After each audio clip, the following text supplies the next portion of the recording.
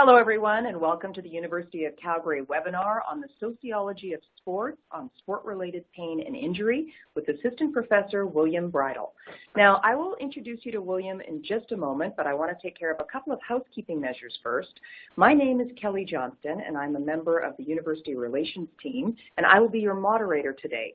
This webinar series by University of Calgary scholars is information presented, which is a summary of the scholars' research.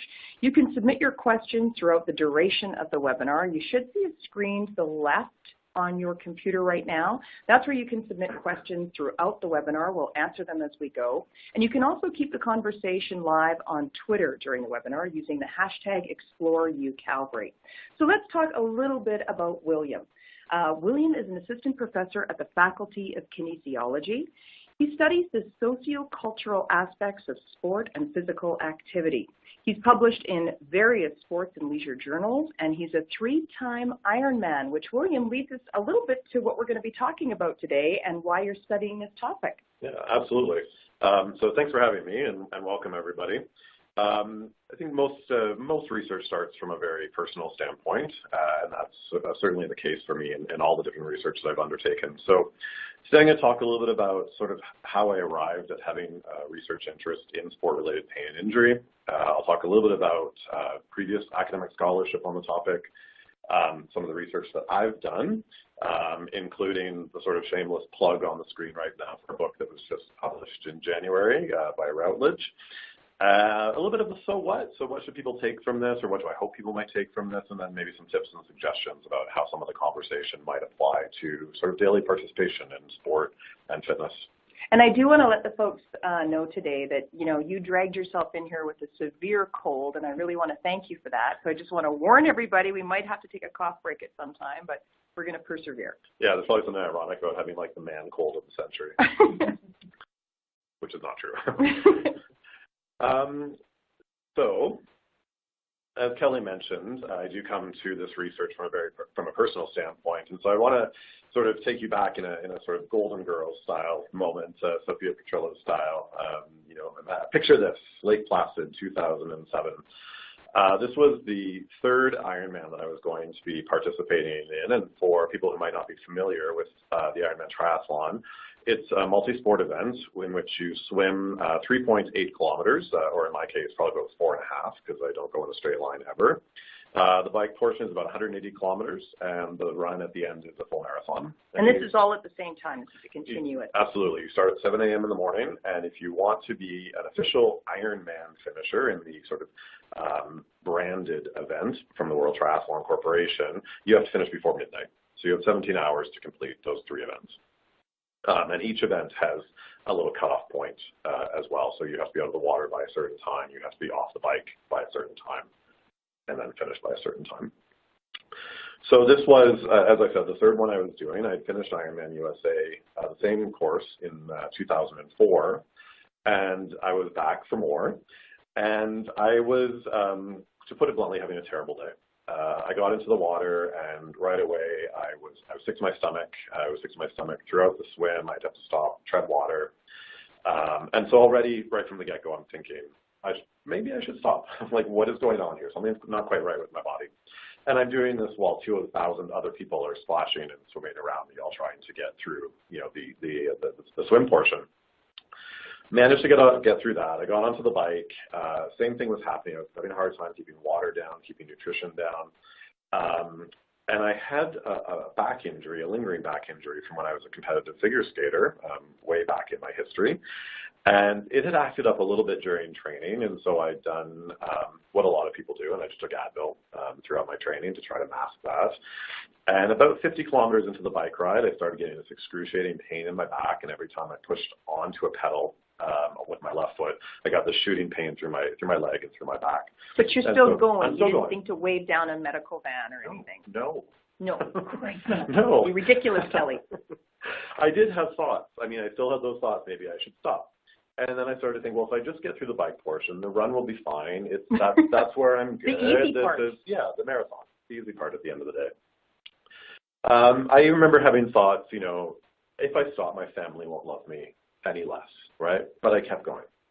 And I did manage to get through the bike portion far slower than I would have imagined that I would have, but I made the bike cut off and everything, and I got onto the run, and okay, everything would be hunky-dory, and here we go. And same thing, just excruciating back pain.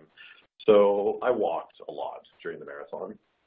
And at one point in the marathon course, nobody really else around. It's kind of that a moment in time where there's not really any spectators, there's not other participants. They're ahead and behind, mostly ahead.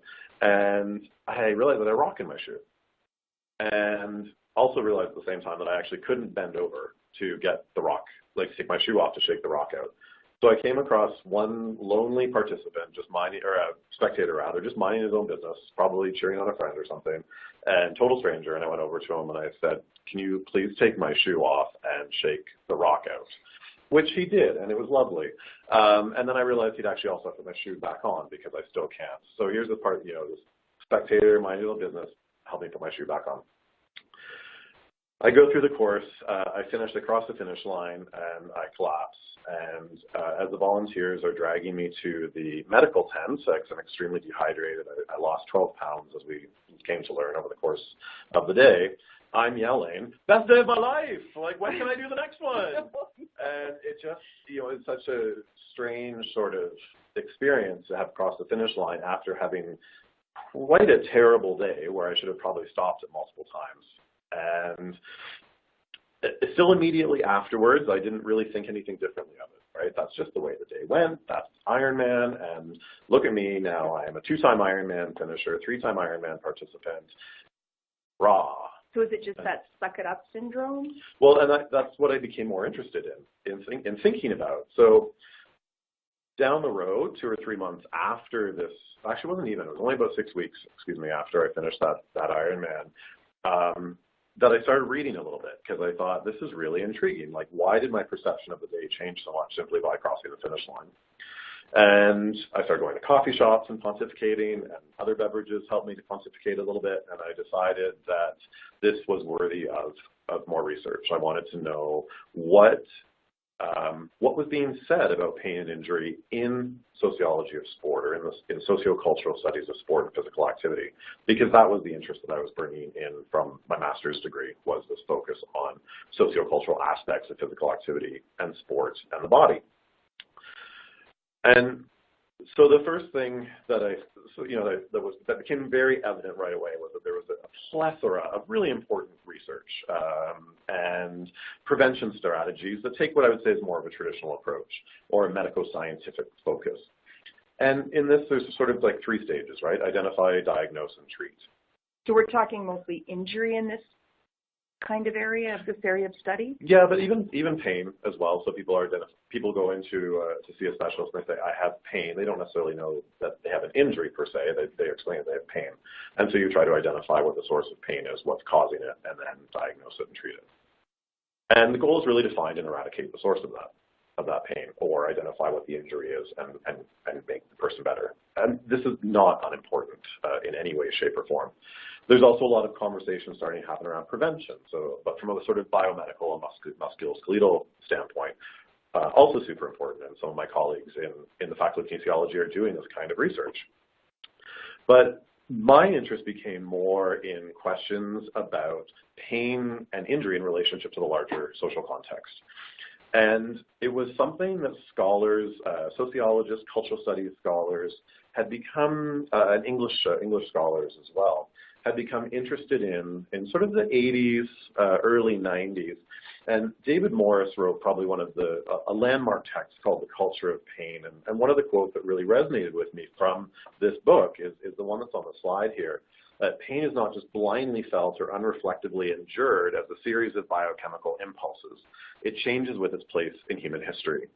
And so it changes also in context. And so I started to think about, my experience in the Ironman that day, and if I had been in that kind of pain on just a regular day, I would not have tolerated it in the same way. No, you would have called 911 probably. Or at least gone to a clinic. Yeah. I like to think I'm not that dramatic. But yeah, it was, so again, like just more interesting questions about social context. And so I knew that I couldn't have been the first person to ask these questions, for sure. And so I turned to sports scholarship specifically and noticed that around the same time these broader conversations about pain in the cultural context had started, sports scholars were also asking these similar kinds of questions. And there's, just a list of some of the, key early scholars who asked important questions about pain and injury, including Kevin Young, who's in the Faculty of Sociology here at U of C.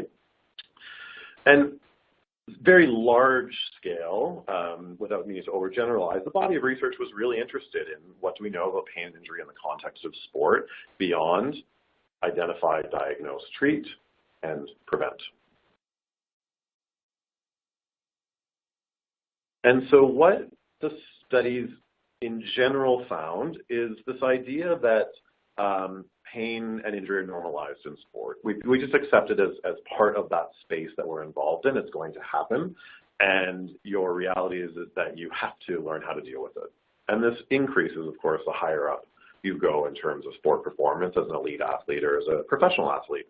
Well, I've often heard two people say it's the good pain, which is like, really? Is there good pain? Well, I think there is, and we'll maybe come back to that in a couple of minutes.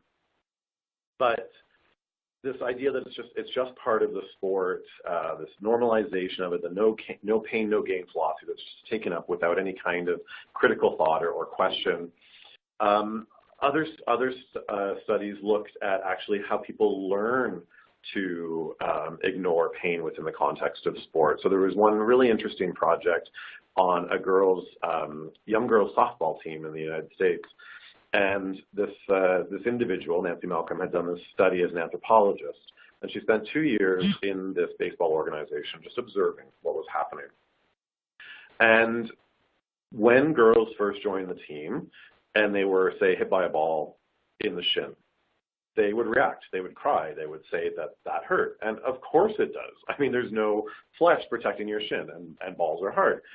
But what she really picked up on and noticed and started to think critically about was how others responded to the girl who was crying. And it was things like from adults and other players who were maybe a little bit older who'd gone through this process of socialization were saying, there's no crying in baseball, suck it up, you just deal with it and move on, right? It's part of the game. And so there is, sort of argument that there's this silence around pain and injury, especially within sport, because it is considered to be so much part of the sport environment that we don't talk about it, right? We just deal with it and move on. Other scholars were interested in how money impacts people's relationships to pain and injury in professional sport. Scholars were interested in how the media celebrates athletes who play through pain and injury. And so these were all, I thought, really fascinating points to me, of course, and I started to think more and more and more about the Ironman context and my own experiences. And as a qualitative researcher, I do take the stance, or I believe fully that my own experiences can contribute to research as much as other people's experiences as well, because I'm so close to the sport itself or to the experience itself. We can't really talk about pain and injury without talking about gender and ideas of masculinity. And so a lot of the research had focused on ideas of manliness and how that impacts people's experiences with pain and injury. And there's a couple of different ways that scholars talked about it. First was this idea of silence, right? I'm a man, and this is part of the environment that I'm in. I'm not going to talk about it. I'm just going to sort of deal with it on my own. The flip side of that was, I'm going to talk about it to anybody who will listen, but I'm going to keep playing to prove how macho I am. And so it plays into these dominant ideas of bravado and machismo. The end result is still kind of the same. You're not actually really addressing the injury, or you're not addressing the pain that these men are playing through. What was really interesting to me was that when scholars finally turned to experiences of girls and women in terms of pain and injury in the context of sport, they found that there's actually a very similar relationship to injury as boys and men. And so we started talking more about the culture of sport more generally. There's also the possibility that girls and women are even more silent about pain and injury because they're in a social space where men and boys have been sort of constructed as being naturally athletic and naturally good at sports and naturally inclined to sports, and it's therefore a normal space for them to be involved in. And girls and women have had to fight for their right to participate in sport through the history of modern sports since like the late 1800s. And so if you talk about pain and injury, is there a concern that you are justifying popular ideas that you shouldn't be in that space to begin with? Right? We also know through the history of sport that there's been greater effort to protect girls and women once we've allowed them into sports, participating allowed. I have air quotes around. So for example, in hockey, it is required of all women to wear full face masks. And that is not true for men who play in the NHL, for example. In boxing, at the most recent Olympics, women were made to wear protective headgear, and men did not have to.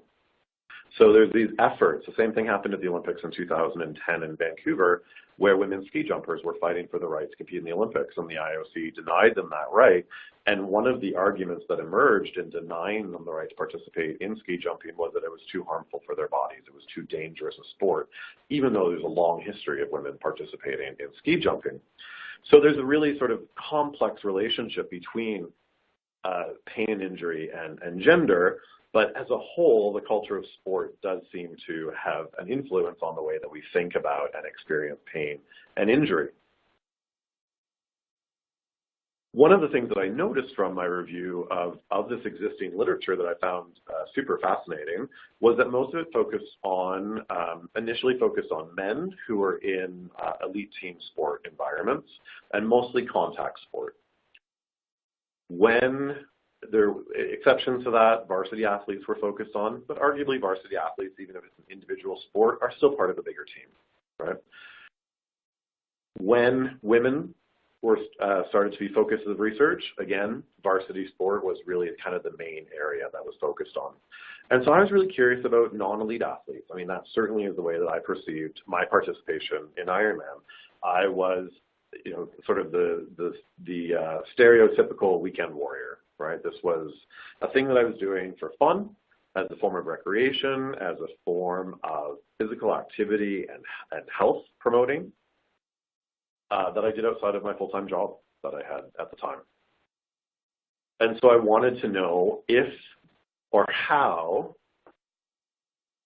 people who are participating in things like the Ironman triathlon as a recreational pursuit, they're not getting paid for it. They're not going to win prize money. In fact, it's costing a ton of money to participate, from all the equipment and from the training costs that you might endure, costs related to pain and injury treatment, grocery bills, all those kinds of things. It's an expensive sport. And so this became, after all of this, this became my doctoral dissertation. And so in the doctoral dissertation, I included my own experiences in the Ironman and in running marathons. I found 19 other self-identified recreational Ironman athletes in the area where I was living to do interviews with. And I did a media analysis as well. I wanted to see what kind of narratives resonated through the Ironman broadcast that's shown once a year. Actually, the actual Ironman race is this weekend, the World Championship. So the timing of this webinar. Good timing, yeah. Yeah, absolutely. And so the media analysis, I looked at broadcasts, and I looked at a history of magazines as well, Triathlete magazine, to see how pain and injury were talked about in the context of this sport and how that might play out in people's experiences, how people might treat their bodies. And so these people who I interviewed and the media analysis itself and the personal reflections, I really looked for constructions of pain and injury and pleasure and health and how these four ideas function individually, but also even more so how they kind of work together, how they interconnect and overlap. And so I think one of the first things that I found, and it resonated with me as I started to think more and more about my experience, and not just at that race in Lake Placid, but also the way I approach some of my training practices as well, is that the way that these sort of recreational Ironman athletes and the way that sort of pain and injury is constructed within the Ironman context is very similar to the way that elite athletes who have been part of the other body of research talked about it. There was this normalization of it. It was to be expected. The quote, "This is the Ironman. It's normal." You would hear people say all the time, like, "Suck it up, Buttercup." It was even written on, like, the pavement, I remember, in Lake Placid, like somebody had chalked, "Suck it up, Buttercup," at one of the more difficult points of the race. And then, that leads to this idea that pain is something to be pushed through, something that demonstrates toughness. And that, in the larger social context, is certainly something that we value as a human trait, right? Being able to endure, being tough, being stoic in the face of adversity. And again, I'm not saying those are bad things, but we need to be cognizant of what then left out of the conversation if that is really kind of the main focus. Kelly, you had mentioned the idea of sort of a good pain, and that certainly came up in the interviews that I did with the Ironman athletes, and certainly the way that I think I thought about it previously as well, that there is this positive kind of pain. And the positive pain that people were talking about is really the sort of the science of adaptation, right? So you push yourself in terms of strength training, you push yourself in terms of speed training, you push yourself in terms of endurance and building more capacity for endurance. Your body is going to suffer a little bit when you push out of your comfort zone, and you're going to see gains, right? That's not a bad thing. But it's difficult for it's difficult to negotiate between what is kind of a good pain and what is a bad pain. And that was one of the things that came up in the interview, was that people said, there is this positive pain and negative pain, and I don't always do the best at figuring out which is which. I don't always listen to my body when I think it's maybe bad pain or negative pain, because I think I'm getting faster. I think I'm getting stronger. Some of the Ironman athletes I talked about even talked about the pain they experience in their bodies as pleasurable, something that was even desirable and one of their reasons for participating in the event. And I think, interestingly for me, in the Ironman community, it's quite a middle upper class sport. It's expensive, and you need to have a certain amount of leisure time to be able to participate in it. And so most people have more sort of sedentary jobs, right? They're sitting a lot. And so we're quite disconnected from our bodies when that's the case. And so if this is a way to kind of connect into your body, it kind of makes sense that you might want more and more and more, because you are experiencing that connection that you might not get on a daily basis.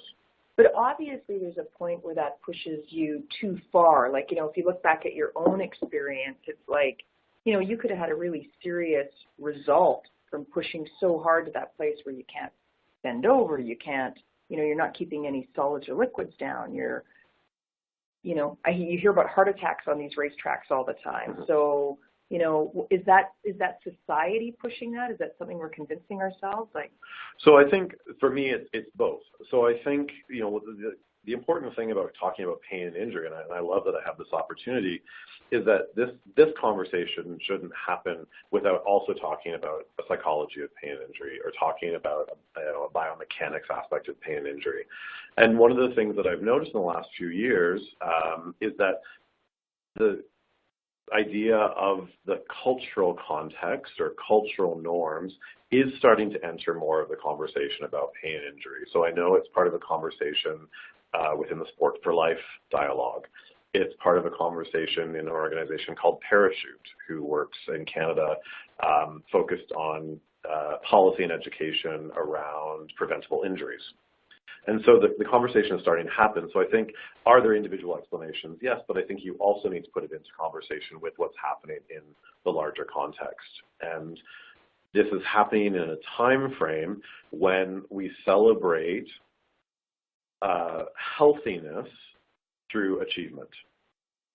And I think that's one of the ways that the Ironman has been constructed through the media, and the way it's taken up a little bit is that if you finish an Ironman, you are healthy. And so that is actually one of the last points on the slide, so it's sort of a perfect segue, so thank you for the question, is that people did accept this, maybe tolerate more pain than was necessary in pursuit of better health. if you're doing the Ironman as a way to prove your healthiness, you are probably going to ignore a little bit of pain, or a lot of pain in my case, to get to the finish line, because that's the marker. Right. And so here's a perfect quote from one of the participants. I may be shortening the life of my knees. It's really bone on bone when I run. And then he goes on to talk about how, for him, that it was more important at this point in his life that he had what he constructed as a healthy body weight, a good heart, a good cardiovascular system, and if he had to have his knees and his hips replaced in 10 to 15 years, that was going to be fine. Because the science would be better, and these are parts of your body that you can sacrifice. Wow. But if your heart is healthy and you have this, sort of healthy body weight, so for this participant, and he certainly wasn't the only one, and this was a way to sort of negotiate or accept that some of the pain that they were enduring in the space of training for and participating in Ironman races. Before you go on, we have an audience member that's asking a question now, and it seems like a good slide to ask this on, because it's kind of where we're at. What would your comment be on the desire to harm self, with the notion that there's a mental cue that blocks the opportunity to self-awareness before the pain is experienced and the flow state is achieved? And maybe it's that piece where, you hear runners say it all the time, I'm finally in that Zen moment. Do you know what I mean? That place where it's almost a different experience, right? Mm-hmm. I mean, that's a great question for sure. We talk about the runner's high a lot, and I think my comments would be, do I think that I experienced the runner's high when I was sort of in ultimate marathon training mode, or peak Ironman training mode? I would say yes, but then I would back up and say, how did we ever define what the runner's high was? Right. Like, somebody had to experience something that then became taken up as the sort of runner's high, or as the listener has said, flow state.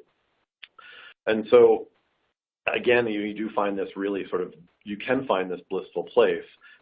The danger of it, or the potential harm of it, is if you are you ignoring other signs in your body while you're in this state. Yeah. Were these, like Gordon's experience here, did you hear that from some of the participants? Like, what other kinds of things were happening in their daily lives that you'd really go like, whoa, like at some point you should maybe slow down? Like, were they able to keep up with work and keep up these training schedules? So in most cases, of people I interviewed, they were working full time, and so they were fitting training in before work, after work, sometimes at lunchtime. I know myself, I was working at a national sport organization at the time. I didn't, my last Ironman happened to be at the time I was doing my PhD, but the other two I was working at an NSO. And I hope nobody from the organization is listening to this right now, but I know that I would put a sign on my office door saying I was on a conference call, shut the door, and take a nap. Because I was so exhausted from the training that I'd done. I mean, I didn't do it every day, but it certainly did happen once in a while. It was to get through. Absolutely. We also, people push themselves too much beyond, sort of what is recommended in terms of, daily physical activity and intensity. It also weakens your immune system, and there's science to prove that as well. And so, I think back and didn't think about it at the time because I was so focused on trying to finish. I constantly had a cold. I constantly felt a little bit under the weather. But again, that became even normalized as part of the Ironman experience. Do you think there's a fear for people, and again, that sort of society norm where once you've signed up for something, you better do it? Like, you're a sissy if you don't, or something, or whatever word you're going to use to describe a quitter, right? Like, quitter. Yeah, absolutely. And that's sort of one of the tips I'd like to get to, towards the end of this. But I would like to change the narrative a little bit and say, I would never discourage somebody who came to me and said they want to do an Ironman. I would ask them why, what their focus is, how they intend to sort of build towards that capacity. Do they have a plan in place that, is injury prevention? Do they have recovery built in, all that sort of thing? But I would also want them to have right from the get-go that we framed it that getting to the finish line, no matter what, is strength. I'd like to reframe the conversation and say, actually, it takes more strength to say, I don't have this in me today. My body hurts. I need to stop, and that's okay. Certainly, that is going to change according to context, right? If you're in the Olympics and you're running the marathon and you're trying to win the gold medal and you're having that conversation, you're of course going to push more. But as a recreational participant, you know what? There's always going to be another event that you can do. But right? do you know people who have even done that? Because, I mean, that's rare. Like, you know, most people that I know, it's like, no, they're doing it. Mm-hmm. So I've had friends who have gone from gone to a shorter distance at a race day. So say, let's step outside a triathlon for a second and just think sort of like local road races. There's often multiple distances that happen on the same day. So I had a friend recently who had signed up for a half marathon and had been injured through training and didn't feel prepared, and so she dropped down to the 5K. The interesting conversation that played out was she felt bad for doing that. She felt guilty for doing that. And so I wanted to try to reframe the conversation and say, actually, you listened to and you respected your body. That's not quitting.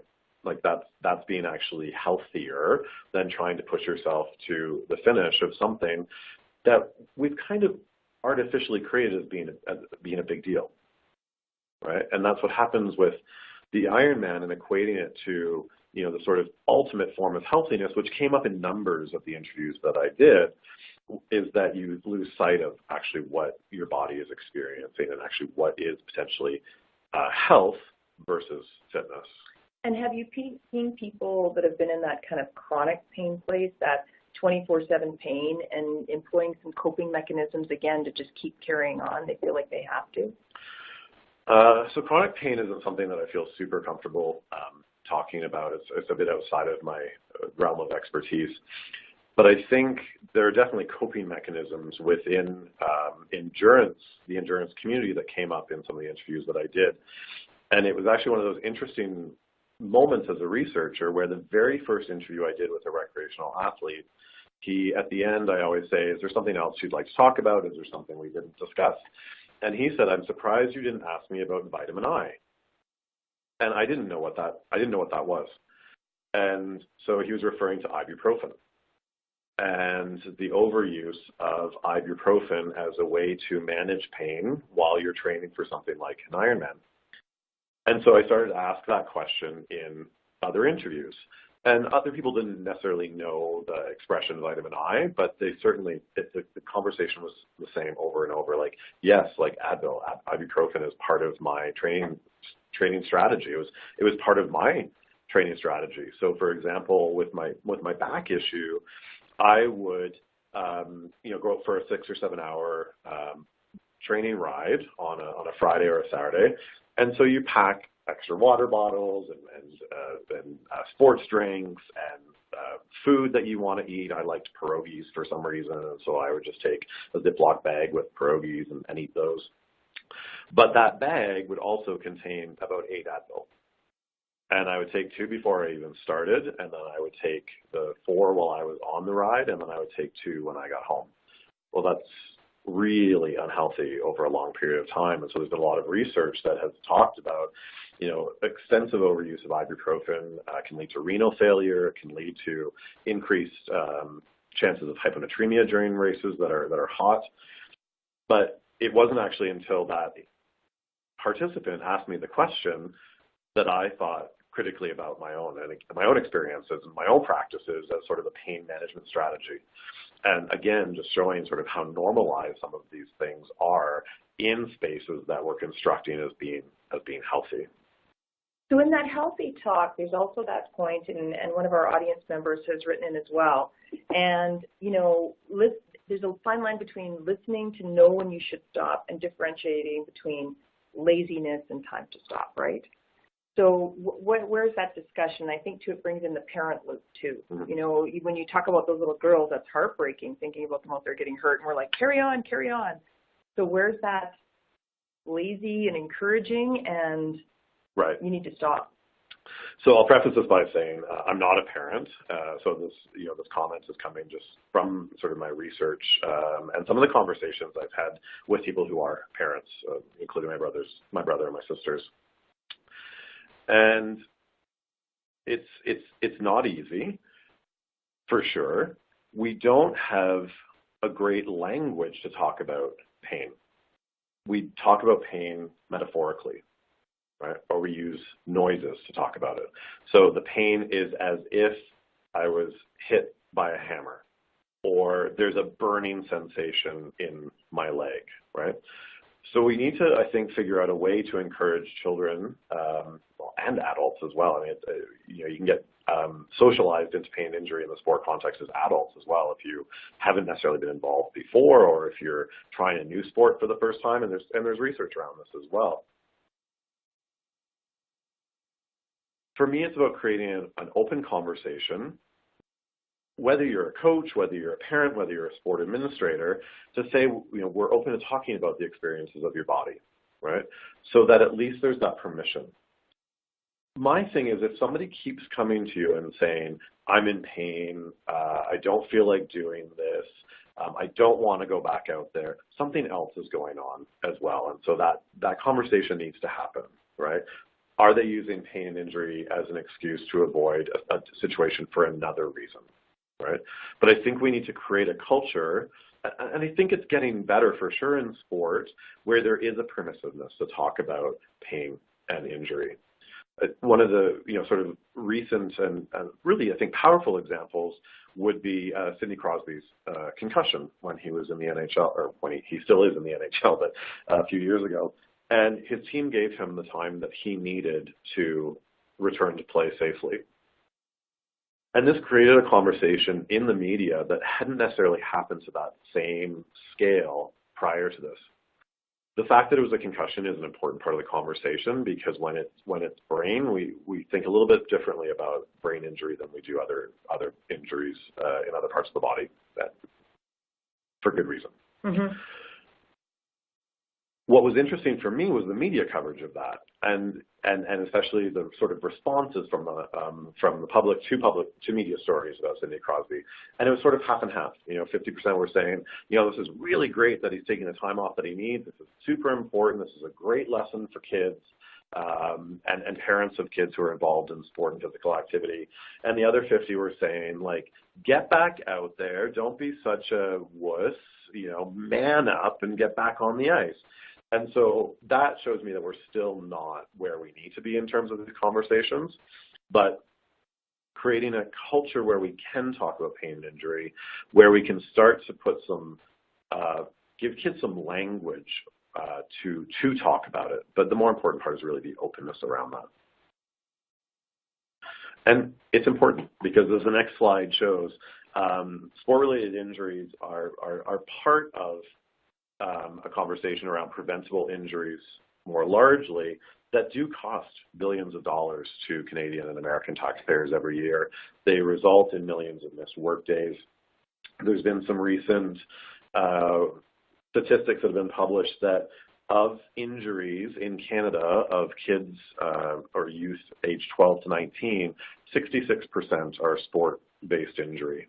And a lot of these times these are preventable through injury prevention mechanisms, but I would say also through policy, rules and regulation changes, but also I think the conversation needs to happen about the culture of the sport that you're involved in. The policy means very little if you have a culture of hypermasculinity on a team where you're encouraged all the time to just suck it up and stop talking about what you're experiencing. Like you're the couch doctor or something, because I know I've heard those sports fans and things sometimes say, like, get back out there. I can't believe that hurts that much. You should have been healed in 6 weeks. Yeah. I don't have my PhD today, so. It's also important, if there's professional coaches who are on this webinar or who are listening to it down the road, if you don't deal with potential injury or some kind of pain that an athlete is experiencing early on, it will lead to more missed time. And if you're making a living from coaching athletes and they're not there for you to coach for a longer period of time than was maybe necessary, that's impacting your income, right? And that's like a big so what for a lot of people. We know that when athletes ignore pain or ignore injury, they aren't able to perform to their optimum level, right? And so one of the early arguments that emerged from literature that was published in sports sociology was that keeping a star player in who's injured because he or she is a critical component to the team, well, are they still that critical component to the team if they're playing not at 100% capacity? And so give these athletes the time that they need to let their body heal so they can contribute to the winningness of the team or the success of their team, right, over the long term. It can also lead to just, I mean, if something hurts, you're probably not going to participate in it, right? Or if something hurts and you tell somebody and they tell you to suck it up, you're probably not going to participate long term, right? And so that can have consequences on people's participation in physical activity, which can have short and long-term health consequences. Right? We know from the scientific research what the negative impacts are of sedentarism, right? We know what the impact is of sort of reliance on pain medication to mask or to manage something that could be dealt with in a different way. What are the impacts? So for me, health is, a holistic approach. I like to think about health as being talking about your physical wellness, your mental wellness, emotional wellness, and your social wellness. And if you have ignored pain injury to a point where you can no longer participate in an activity that you might really enjoy, or an activity that is your social network, which is true for a lot of Ironman athletes. Their friendships are other Ironman athletes. They train with each other. They socialize with each other. And so if you're ignoring something to a point where you're not able to do that anymore, how is that impacting your social health and your mental health as well? We do have a mental health question from a participant today, and this person is telling us that they ran their first Ironman distance try in August of 2015, had a good race, but ended up with depression in about 2 months' time. And have you looked at that aspect? They're curious if you've done any research in that area. So I haven't personally done research in that area, but I know that it has been done. And it's quite common, not just in the world of sport and physical activity, but more generally when you set a big goal for yourself and you accomplish it, you're left afterwards kind of saying, what now? Okay. Exactly. And that would have filled a lot of your time, I suppose. Hey? Oh, like totally. You think about that aspect sometimes. When you're training for an Ironman, and we talk a lot about the physical training for it, which can be 15 to 20 hours a week, especially as you're ramping up to your big event, right? But there's also the other events you're participating in. There's also, we don't talk a lot about like how we factor sleep time into training time. We end up, when you have a big goal, it often becomes a little bit tunnel vision, right? And so that's one of the concerns when you're so focused on the end goal and not the process itself, that you can lose sight a little bit about what you're experiencing in your body. And so this sort of letdown after you finished a big event like an Ironman or an iron distance race, it has happened. It does happen to people for sure. And the strategy is, can you find something else that's going to fill the time? Make up time with friends or family that maybe have been not as included in your life as you've been training for this big event. Sorry, excuse me. No, that's fine. I think, one of the other things, as I've sort of talked about, a shift a little bit in terms of having broader or more conversations around pain and injury in sport. There still is this sort of juxtaposition against a continued celebration of elite athletes and professional athletes who we do perceive as pushing through pain and injury, and how does this trickle down to children and youth, right? And it's not just the celebration of athletes who are pushing through, but it's also about decisions professional athletes are making that impact children and youth. And so, for example, I'm thinking about the NHL and the fact that not all players wear full face masks. Right? When we know from research that that does help to prevent eye injuries and other kinds of facial injuries. And so what message is being sent to children if their idols aren't, protecting themselves in the same way that they have to, because there's rules and regulations around that in minor hockey? What are we saying when... I just totally lost my train of thought. I'm so sorry. That's okay.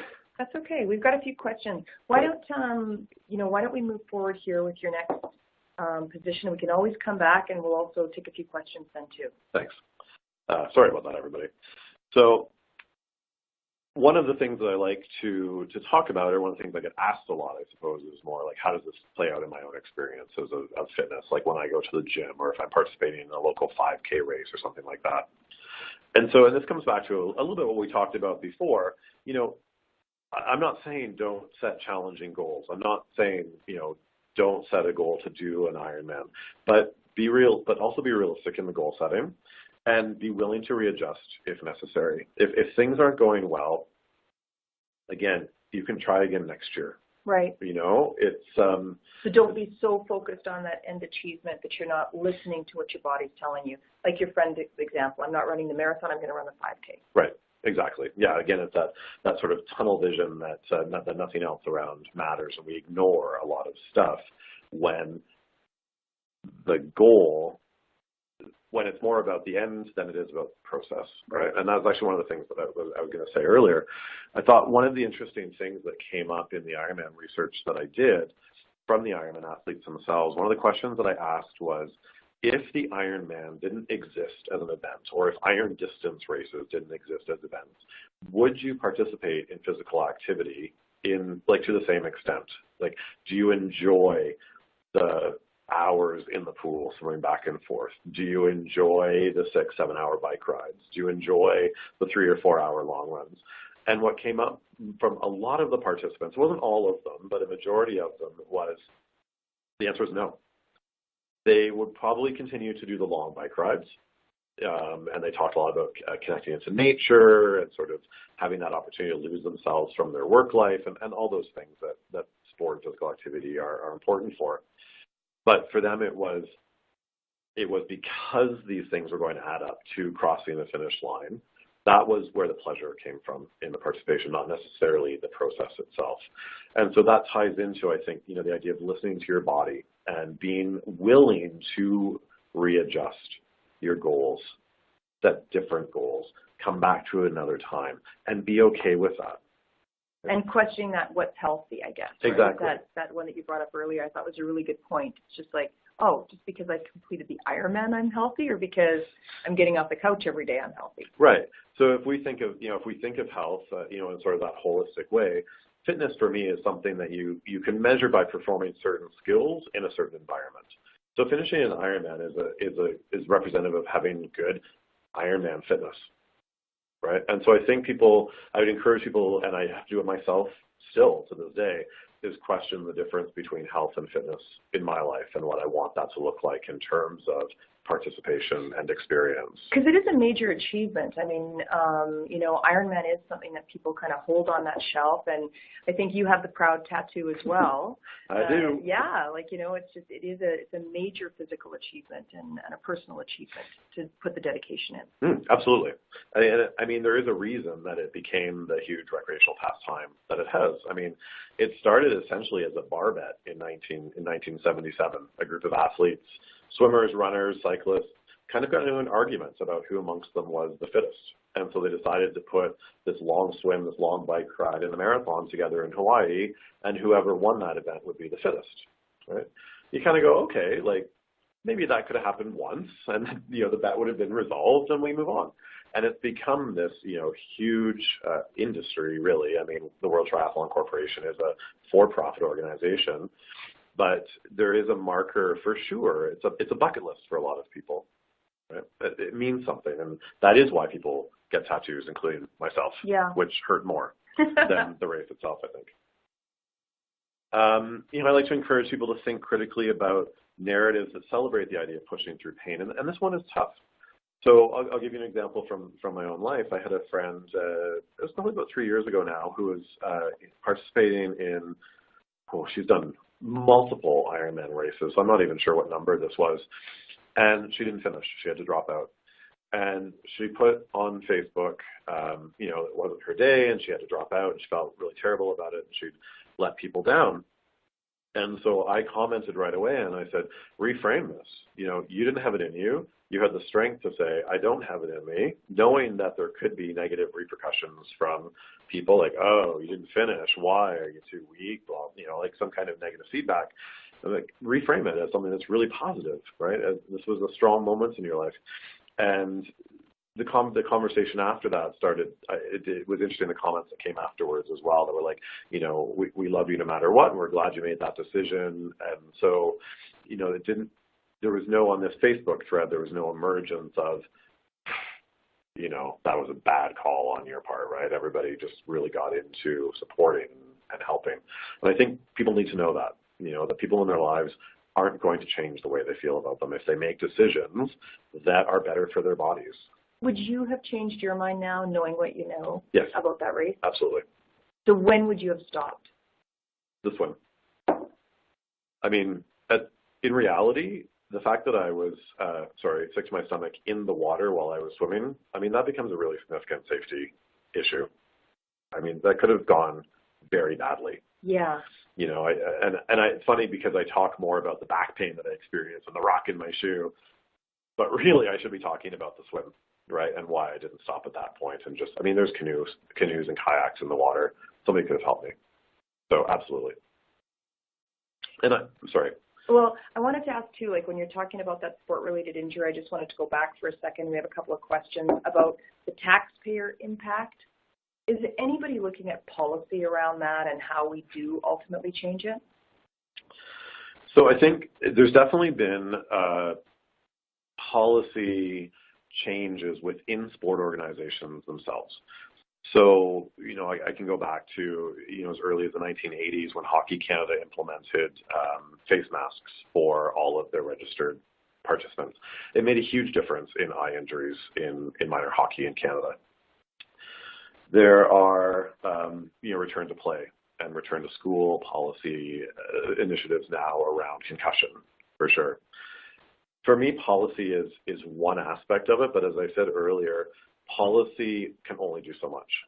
And so if you have policy around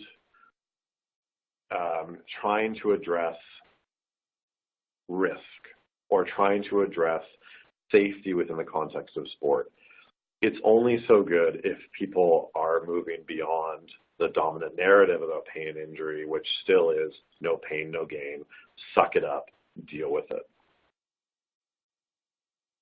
Another person from our audience is asking about the common attitudes regarding pain in practice versus competition. Do people prefer or tend to tolerate more pain during practice as opposed to competition, or vice versa? I don't think it's not a black or white answer. I think there's a lot of gray in this. I think if you're somebody who enjoys sort of attaining that feeling in your body during practice, you're going to want to attain that all the time, right? And if you are, and then I think in competition it depends again on the level of competition. And so if you are, I'll return to my figure skating roots for a moment. So if you're a competitive figure skater, your main competitive season, the big competitions start to happen, fall, like around this time of year, national championships in January, world championships in March. That's kind of the time. You're going to do some competitions in the summer to prepare. If you're injured prior to a competition in the summer, for me, sit that one out. Heal and recover. There's no point pushing through a summer competition because they don't really, they're the opportunity for skaters to get their programs out there, maybe to get recognized by the judges, but do you want to be out in front of judges if you're not at 100%, right? If you're at the World Championships and you're injured, there's a good chance you're probably going to try. You're going to try to push a little bit harder because it's a big event. And so in triathlon, even in recreational triathletes, we talk a lot about having sort of an A event, a B event, and a C event, right? An A event would be if you're going to train for an Ironman, that's your A event, right? So everything else was gearing up towards that. You can probably skip a few of your B and C events if you're injured, take the time to heal, and then try to push reasonably through the Ironman itself.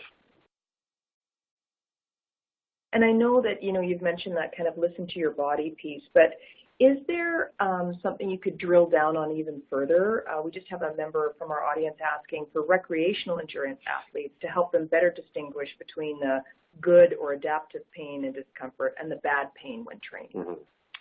So one of the ways that has been suggested to talk about trying to distinguish between sort of adaptive pain would be to refer to it as a scientific term in terms of the adaptation, or to refer to it more as a sort of suffering, where you kind of have to grit your teeth and you know you've got a little bit more in you. When your body is telling you no more, that's a good sign that you should stop. And I think we're starting to see that reflected a little bit in some training practices. There's a quite famous running coach in the States, Alberto Salazar, who was a runner himself and was notorious for having extremely punishing training practices. He actually died at the end of one of his races and was brought back to life. And now that he's coaching, I think the first time I heard that he was coaching, I was like, oh no, oh dear. But his approach to training, and I think others are probably picking up on this as well, is as soon as you feel that your body is starting to not perform the task the way that it normally would, when it's something that starts to feel off, that's time to wrap up your workout. Because as soon as you're starting, and I'm sure Dr. Ferber will talk about this next week in injury prevention, the biomechanics of it, as soon as you're not running in a biomechanically sound way, you're going to be doing more damage to your body potentially. Okay, that's a really good way to describe it for someone, and I thank you for that. So one of our audience members has noticed on the opposite side of yoga, saying that do it without pushing. Is that a good place to end it? Is that what we should be trying to achieve in this whole competitive sport place and ultramarathon place? Yeah, absolutely. I think that's great. I want to thank you a lot for joining us today, William. That was really enlightening. And I want to encourage folks listening today that you may want to take in a number of our other webinars that are coming up. And William gave us a nice hit there for Reed Ferber. And you can sign up for our webinars at ucalgary.ca/explore. And when you're there on the site, poke around a bit, because we have ebooks that you can download. You can watch videos on the outcome of our scholars' research. And if you have an idea for us, something that maybe we haven't thought about and a research topic you'd like to hear about, please drop us an email at exploreucalgary@ucalgary.ca. Thank you so much for attending today, and William, thank you again. This was excellent. Thank you very much.